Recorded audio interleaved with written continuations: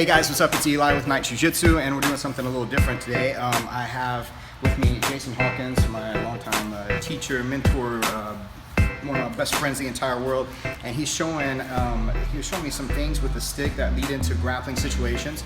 So a lot of this happens stick on stick. We might translate some of it to stick versus empty hand. I was particularly interested in an entry that he was doing that he'll explain a little bit better than I can, where we're entering in off of an angle one and looking to get in for some different grappling moves. These can, particularly of my interest was like looking at how they go into the chokes with the stick, because it's really interesting to see how we crash through these different ranges. So important in every single art, and Filipino martial arts is no different.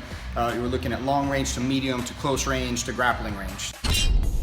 So Cambiado, the way it was explained to me is to think of it like a gear shift, right? So you're making a change coming in, but I don't want to compensate for the stick by going around it. I actually kind of moving through it at an angle. If you've done Filipino martial arts at all, you'll know that that triangle, being able to angle in, allows you to move forward and still stay safe inside. So, like you all said, from an angle one, I want to meet the weapon, but just for a moment of contact. Then I want to step to the side so that our forearms contact. This is the change.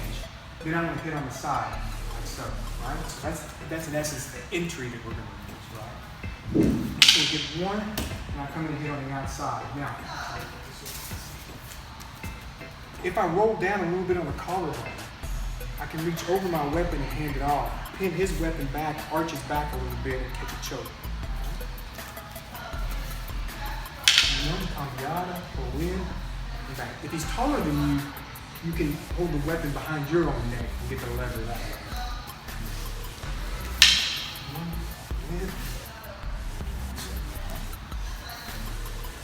If we put this into a little bit of a flow, as I come back, if I pull this way, if he starts to move toward me, he's strong enough to start moving in, I switch my grip, hold the side of his head, and follow with him.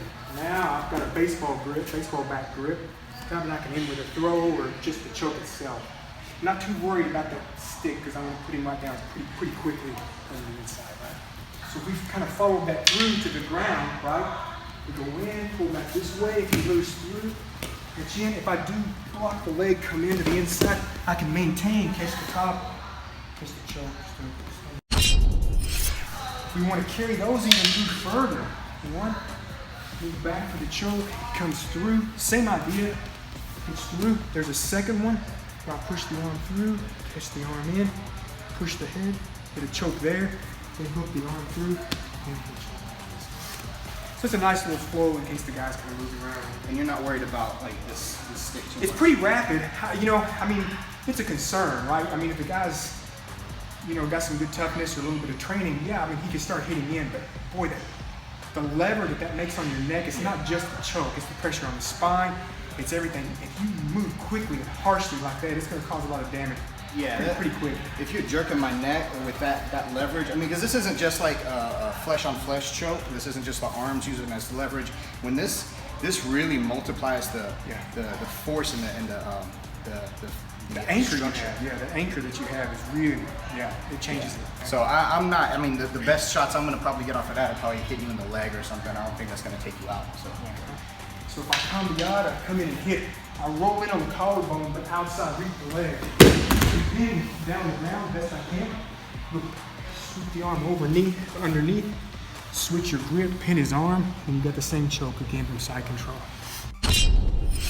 And then there's some that we did like from a different entry, because in the Cambiado all comes off of this angle here, like that. So with the stick, you can use what's called a roof entry, right? Okay. So like for instance, if you switch places. So if you see anything, like you create a dome shade over your shoulders, any kind of dome shade, this roof or a shield or a roof, just the opposite side, can handle just about any angle, you know, that's protecting that part of the body, right? So if he's swinging anywhere over the head like that, I can roof it by going into a false lead. If I'm able to wrap the arm up like this, I can get a nice disarm. Now, a lot of times the guy will try to stuff your weapon. If he can, he'll stuff it in, right? Because once I get this across my body, that's his best chance once he's lost his weapon. So if I go to the outside, one like that, I may give him a couple of hits to keep him moving back. Disarm here. If he does try to tackle or stuff, I'm going to keep a pressure against his neck, like so. And I can go back to that second choke in the flow. Move the head through here, and then make the takedown, right? So I Lead from the inside, a couple of hits to the body, disarm as he tries to tackle. Right, I'm going to keep the pressure back off of him. I move the head through, catch, and then make the throw.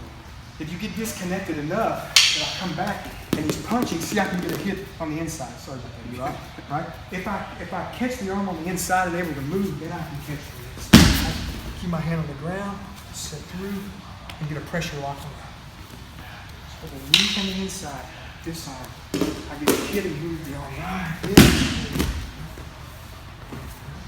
One, I go disarm here, same thing. If I come through, instead of wrapping my arm all the way, I can use the pressure of my forearm to push down.